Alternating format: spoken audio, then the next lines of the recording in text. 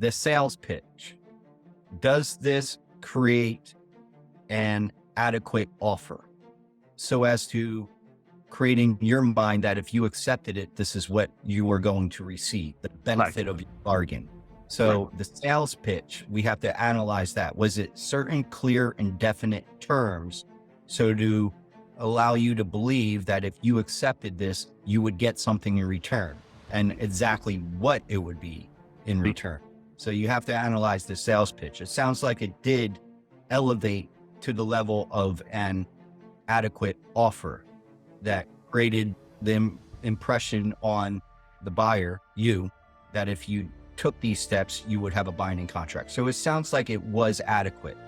You can allege that they did not satisfy their side of the deal, that it's material to you entering this deal. So it's something that you expected to obtain.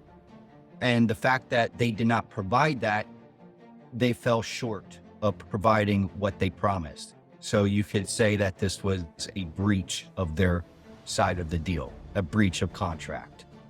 However, you really have to analyze the amount in controversy.